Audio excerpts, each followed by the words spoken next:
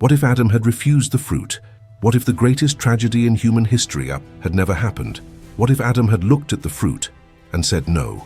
No fall, no curse, no separation from God, one refusal, an eternity transformed. Before sin, before death, before fear, there was a time when everything could have been different. Adam stood in the garden, the fruit before him, eternity holding its breath. A single choice created the world you live in today. War, pain, death. But what if that choice had never been made? What if Adam had refused the fruit and humanity had never fallen? This story isn't just about Adam. It's about all the decisions we make, the crucial moment.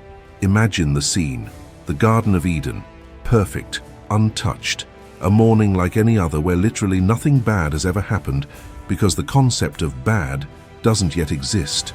Eve has just eaten the forbidden fruit, that apple everyone knows from the story, and now she stands before Adam with that "try it, gets too good" look as she extends the fruit towards him. The most crucial moment in all of humanity hangs in the air, like a drop of dew about to fall from a leaf. The second that will literally define the entire future of the human race is frozen in that instant where Eve awaits his response and Adam processes what he is seeing. And then Adam simply says, no. That's right. He looks at the fruit, looks at Eve, looks at that serpent still coiled around the tree with a smile of someone who thinks he's already won the game, processes the situation with that pre-fall innocence that still completely inhabits him, and responds with the most anticlimactic phrase in the alternate story: "No, thank you. God said not to eat it, and I will obey." Simple as that. No drama, no existential crisis, just a polite but firm refusal that changes absolutely everything. Welcome to another episode of History Would Be Different If, the channel where we take the most explosive moments in the Bible, those decisions that shaped everything we know, and ask that dangerous question: what if it had been different? What if the choice had been another? What if free will had turned left when everyone expected it to turn right? Because here, we don't do traditional theology. We conduct thought experiments with the most important story ever told, and the results are always fascinating, always disturbing, always completely unexpected. Because look, we know the original story by heart. We know every detail of how it all fell apart. Adam eats the fruit along with Eve. They both simultaneously realize they are naked, and this suddenly becomes a problem. They try to hide from God behind some fig leaves that definitely don't cover enough. They are confronted, judged, cursed, expelled from Eden, and boom, there goes all of humanity into a world of pain, hard work, painful childbirth, complicated relationships, and the eventual invention of reality shows. But what if Adam had been the guy who kept his composure? What if he had been the responsible friend in the story who doesn't go along with the crazy idea just because the person he loves is going along with it? The unprecedented theological dilemma. Now you might be thinking, but if he had refused, Eve would have been left alone with her sin, and that would have been the end. Adam would have remained in paradise happily ever after. Story resolved. Next episode. Wrong. So completely wrong that it's fascinating how wrong it is. Because when we begin to unravel this alternative theological skein, when we begin to pull the threads of this divine tapestry and see what happens when one of them comes loose, we realize that we have just created the most disturbing and philosophically complex moral dilemma that the Garden of Eden has ever seen in its entire perfect existence. Eve ate the fruit. It's already happened. There's no going back. Her eyes have already opened in that irreversible moment of expanded consciousness. She already knows she is naked, and that now matters in a way that it literally didn't matter 3 minutes ago. She has already crossed that invisible but absolutely definitive line that separates innocence from consciousness, obedience from rebellion, paradise from fallenness. Meanwhile, Adam continues in the same paradisiacal vibe as always, still living in that original state of grace, unaware that the woman literally beside him has just become fundamentally different from him on an existential level that he can't even begin to comprehend, because he doesn't yet have the mental categories, the emotional vocabulary, or the conceptual structure necessary to process what different, or separation, or consequence, or any of those ideas that now inhabit Eve's mind, but remain completely absent from his mien. So now we have a couple where half of them has just gained knowledge of good and evil, moral conscience, understanding of cause and effect, perception of nakedness and shame, fear and guilt, and all those complicated emotions that define the post-fall human experience, while the other half is still operating in the absolute tutorial mode of the game of existence, still living that life where literally nothing can go wrong, because wrong doesn't exist. Eve looks at Adam now, and for the first time in her entire life, since the moment she awoke existing in that perfect garden, she feels something she has never felt before, and that tears something apart inside her. A profound and terrifying existential loneliness. It's not that simple physical loneliness of being alone in an empty place, but that devastating existential loneliness of realizing you've just crossed an ontological abyss, and the most important person in your life, the only other person in the entire universe, didn't cross with you. She's on one side of the river of consciousness, he's on the completely opposite side, and there's no bridge back, no ferry, absolutely no way to undo what's been done, because knowledge cannot be unknown. Consciousness cannot be reverted to innocence no matter how much you try or wish or beg. Adam, in turn, realizes that something has dramatically changed in Eve, even without being able to understand exactly what, how, or why. Because even the most innocent can sense when the atmosphere radically changes, when the energy fundamentally alters, when that person who was completely predictable and known suddenly becomes a mystery shrouded in enigma. He notices that she is acting strangely in ways he cannot name, covering herself with leaves when she never needed covering before, talking about things that sound like words but make no contextual sense to him, using terms like shame, fear, and guilt, which to him are just empty sounds without meaning, because in the pre-fall Eden, these emotions, these concepts, these experiences simply did not exist in his vocabulary, experience, or possibility of life. The arrival of God and the impossible. Judgment. And here's the plot twist that absolutely no one saw coming in this alternate reality.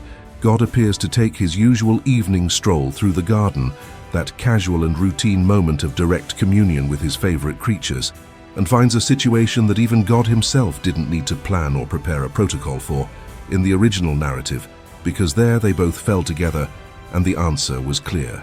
But now God finds a couple divided in a way that should never have happened, a schism in the heart of humanity that creates completely new theological precedents. Eve hides behind the trees because she now knows she is naked and feels shame, completely new and terrifying concepts in her universe, which, 3 hours ago, was all joy and innocence.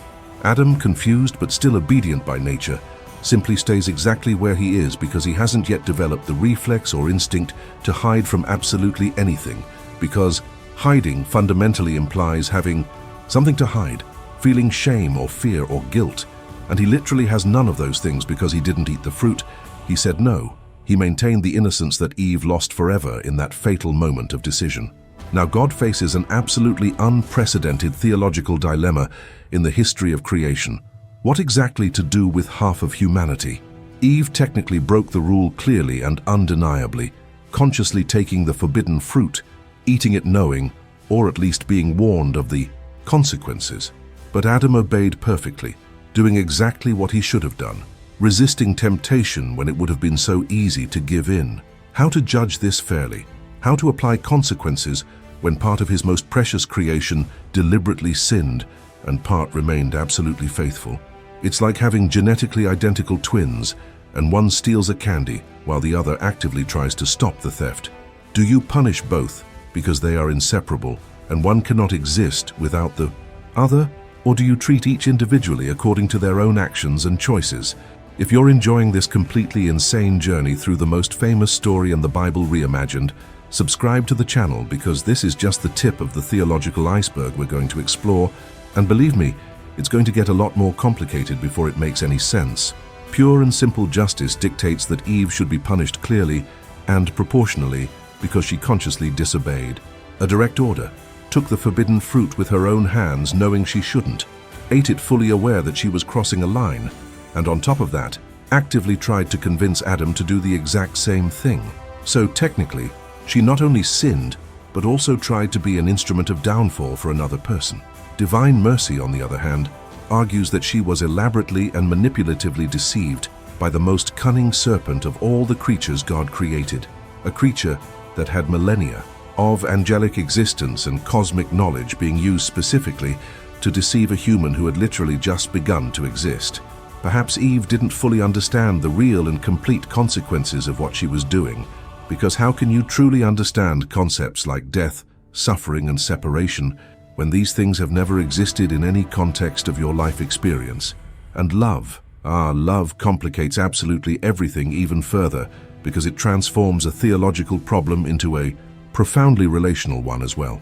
Because Adam loves Eve with that completely pure and uncalculated love that only exists in pre-fall innocence, where there is no self-preservation or fear of loss or cost-benefit analysis, only unconditional and absolute love. Eve loves Adam too, but now her love is inevitably tainted and made more complex by the new awareness that she has done something that could destroy them both, that her actions have consequences that extend beyond herself and reach the only other person in the universe who matters to her. The serpent's cosmic frustration. The serpent, observing this entire situation unfold from afar from its hiding place among the trees, must be having the greatest nervous breakdown and meltdown in the cosmic history of evil, because the plan was so simple and elegant in its conception. Temptation offered, temptation accepted, fall consummated, humanity completely ruined, paradise destroyed, mission accomplished with absolute success, return, home to celebrate the victory. But now there is this completely unexpected and unplanned variable of a human who effectively said no to temptation, who resisted when resistance should have been impossible given the elaborate persuasion that was applied, and this fundamentally messes up the entire cosmic strategy of evil in a way that will require a complete rethinking of the approach. It's like meticulously planning a bank robbery for months, executing the plan perfectly, but only managing to steal half the money because the other safe had a different lock. Technically, you achieved something, and you can call it a partial victory, but it's definitely not that complete and devastating victory you imagined and planned and anticipated with such wicked anticipation. The animals of Eden, all still innocent and operating in that mode of perfect harmony that defines paradisiacal life, begin to instinctively perceive, though not fully consciously, that something fundamentally different is in the air of the garden. They don't understand exactly what it is because they are animals and operate on a different level of consciousness that doesn't include abstract reasoning or understanding of moral concepts, but that perfect, frictionless harmony that existed between absolutely all living beings in Eden begins to show the first subtle but undeniable cracks. Eve interacts with them in a completely different way now, with a caution that never existed before, with an emotional distance that creates an invisible barrier, as if a glass wall had risen between her and the rest of the animal creation. Adam still plays with the lion as if it were a giant domestic kitten, because for him, absolutely nothing has changed in the nature of reality, while Eve looks at the same scene and for the first time in her existence has the disturbing and completely new thought, "This is dangerous and could hurt me." The impossible possibilities, and the absolutely crucial question that now hangs heavily in the air of Eden like a massive storm slowly forming on the distant horizon is, what exactly happens now in this unprecedented situation? Will God choose to physically separate the couple, leaving Eve to live alone with all the devastating consequences of the fall while Adam remains in paradise, continuing his life of perpetual innocence? This would be technically just by any measure of retributive justice, but it would be emotionally devastating in a way that would create the first forced, romantic separation in history before the linguistic or emotional concept of separation existed as something that can happen between people who love each other. Or perhaps God decides to expel them both from paradise anyway, because the fundamental unity between man and woman, between Adam and Eve specifically, is so essential and constitutive of their nature that one simply cannot exist functionally without the other, even if this effectively means punishing the innocent along with the guilty in a demonstration that sometimes consequences spill over beyond the individual boundaries of responsibility. Perhaps, in a third, even more complex theological possibility, God decides to give Eve some kind of miraculous second chance, some form of supernatural redemption that allows her to return to her original state of innocence through some divine process, essentially erasing or reversing the knowledge she gained, as if resetting a computer completely to its original factory settings. But this raises the profound philosophical question, is this even ontologically possible? Can you genuinely be unaware of something you already consciously know? Can you undo the opening of your eyes once they have already been opened? It's fundamentally like actively trying not to see a massive spoiler for a movie or series. Once you know what you know it forever, and there's no conveniently selective amnesia or memory surgery that will solve this problem cleanly and completely. Or perhaps, and this is possibly the most disturbing and emotionally complex of all the possibilities we could imagine. Adam, moved solely by that absolutely unconditional love that only exists in complete innocence, where there is no calculation or fear or thought of self-preservation, decides completely voluntarily and consciously to eat the fruit now as well, not out of external temptation or rebellion against God or desire for forbidden knowledge, but purely out of a deliberate sacrificial choice not to allow Eve to face all the terrible consequences alone and abandoned. It would technically be the first demonstration of genuinely sacrificial love in all of humanity. The first conscious act of, "I won't leave you alone no matter the cost to me," that will resonate and echo through literally millennia and millennia of subsequent human relationships. But simultaneously, it would also be a deliberate choice to disobey God's direct command, not out of pride or ambition or rebellion, but specifically out of love for another person. And this creates a theological knot so complex and philosophically dense that even the wisest and most ancient angels must be scratching their celestial heads trying to understand and systematize the moral implications. Anxiety and divine decision. The sun begins its process of setting on the horizon of Eden for the first time since this whole impossible situation began, and Eve experiences something completely new and terrifying for the first time: pure, raw anxiety. That horrible feeling that something important and potentially devastating needs to be resolved, but you have absolutely no idea how to resolve it. That growing, suffocating anguish of waiting for a consequence that you intellectually know is inevitably coming, but you don't know when it will arrive or how it will manifest or how terrible it will be when it finally appears. Adam experiences something completely different, but equally new in his emotional palette. Genuine concern. Not concern for himself, because fundamentally he still lacks a developed awareness of self-preservation or personal fear, but concern specifically directed at Eve, because even in his innocence he can perceive and feel that she is suffering deeply in ways he doesn't understand, and this creates in him an emotional discomfort he has never experienced before.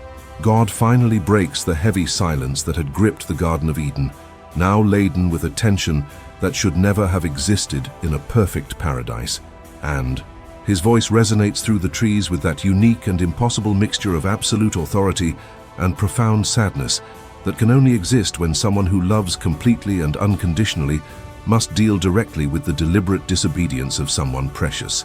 He calls Eve first because she was undeniably the one who initiated this catastrophic sequence of events that should never have happened, and the conversation that follows between creator and creature is simultaneously the first existential therapy session and the first formal legal trial in all of human history, establishing precedents that will reverberate through all the millennia to come. Eve desperately tries to explain what is fundamentally inexplicable, attempting to put into articulate words an inner experience she doesn't yet fully comprehend, because the fruit gave her raw, immediate knowledge of good and evil, but definitely didn't come with the wisdom or emotional maturity necessary to properly process this. Massive, sudden knowledge. She speaks of the serpent and how it appeared, the persuasive words that were spoken, and how they made so much logical sense in that specific moment of vulnerability, how the fruit seemed physically so harmless and visually so beautiful and conceptually so irresistible in a way you can't fully articulate. And God listens to it all with that infinite patience that only eternal divinity can truly possess, but also with that unwavering seriousness that makes it absolutely clear, without needing to explicitly state it, that significant and permanent consequences are definitely coming, and there is no possible negotiation about it. Then God slowly turns to Adam, and it is precisely here that the situation becomes truly and profoundly complex in ways that no traditional theology has ever had to grapple with. Because Adam technically did absolutely nothing wrong in the direct sense of disobedience. He didn't touch the fruit, he didn't eat it, he resisted temptation when it was presented. But he also did nothing active to prevent Eve's mistake when it was happening right in front of him. He saw Eve being elaborately tempted by the serpent and simply didn't interfere in any way. He saw her take and eat the forbidden fruit and basically just passively observed as if he were a neutral spectator, instead of an active participant in the situation. Is there genuine moral responsibility in deliberate omission? Is there real guilt in not actively protecting someone you deeply love from making a terrible and irreversible decision when you had full capacity to intervene? The divine offering and the sacrifice of love. God's decision is both surprising and deeply controversial when you consider all the implications. He determines that Eve cannot possibly remain in Eden in her current state of expanded knowledge of good and evil, because the entire garden was not originally designed or calibrated to house consciousnesses possessing this specific type of moral knowledge.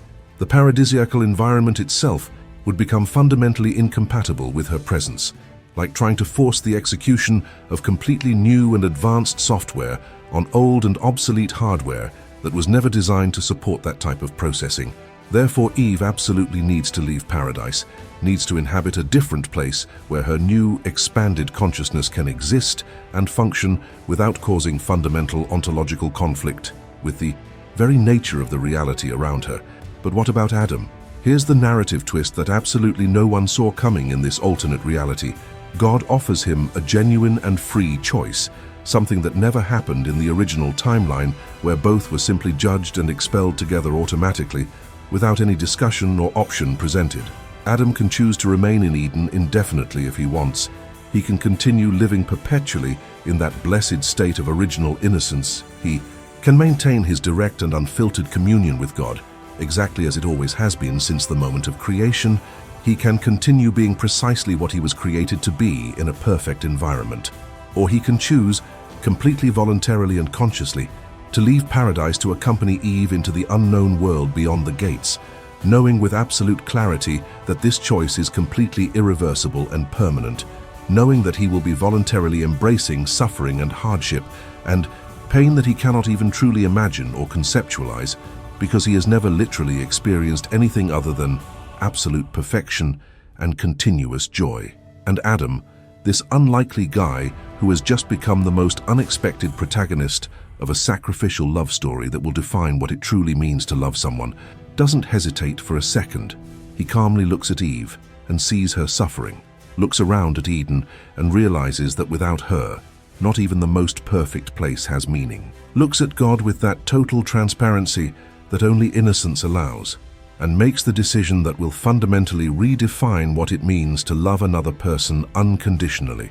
He chooses voluntary exile without a second thought. He consciously chooses to leave paradise not because he was tempted by external forces, not because he disobeyed some divine order, but specifically because his personal definition of paradise necessarily includes Eve, and without her present, not even the most perfect garden in the entire universe makes the slightest sense or has the slightest value to him. God is not surprised by the decision, because he is God and knows the hearts of all his creatures better and more deeply than they themselves will ever know. But there is still an absolutely visible and palpable sadness in the way he accepts and validates Adam's free choice. It is that specific and complex sadness of seeing someone you deeply love choose a difficult and painful path for noble and pure reasons. The sadness of knowing for sure that you cannot and will not protect that person from the inevitable consequences of your own loyalty and love. Share this video with someone who needs to see how a single choice could change everything, because the ending of this story is even more impactful than it seems.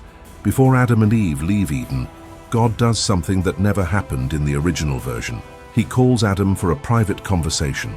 Unlike the canonical reality, where Adam was crushed by guilt, here he did not directly disobey, and this preserved innocence opens a more transparent dialogue between creator and creature. God patiently explains the world outside of Eden is harsh. Pain, toil, thorns, weariness, death, concepts Adam had never experienced, but which he would now have to confront. Then Adam asks the most sincere question, "Will I still be able to speak with you?" God answers yes. There will always be a path to communion, because leaving Eden out of love is not the same as sinning out of rebellion. Adam physically leaves paradise, but not entirely the presence of God, a nuance that theologians would take centuries to unravel. Outside, Eve faces the first human existential crisis. She knows Adam could stay in the garden, that it would be entirely fair if he remained. She knows she has no right to demand his sacrifice. This awareness gnaws at her. Guilt, regret, fear of losing the one she loves, feelings that didn't exist minutes before. When Adam finally crosses the gates, the look between them holds layers of meaning that no poetry could fully translate. Eve sees pure, sacrificial love. Adam sees real suffering in her eyes and wishes to heal her, even without knowing how. They take their first step into the fallen world. Adam feels stones hurting his feet, the harsh sun, unpleasant sounds and smells, all strange to someone created for paradise. Eve feels the same, but with the added weight of conscience. She understands that the discomfort is permanent and that she brought Adam with her into it. Years pass. Cain and Abel are born under this new logic. Cain inherits Eve's fallen nature. Abel, more of Adam's spiritual disposition, who left Eden without eating the fruit. Their offerings reflect this difference, not only what they give, but who they are. The story of redemption follows another thread. Adam's voluntary sacrifice becomes a model of love that transcends generations. When Jesus comes, he not only corrects the fault, he completes the pattern begun by Adam, taking the sacrifice to an eternal level that reconciles humanity with God. And here's the final blow. What if redemption wasn't just about correcting a mistake, but about elevating a choice? What if the plan always included someone willing to love sacrificially even without obligation? Answer this. Would you have stayed in paradise or followed Eve? Subscribe to the channel, because history would be different if you had the courage to imagine.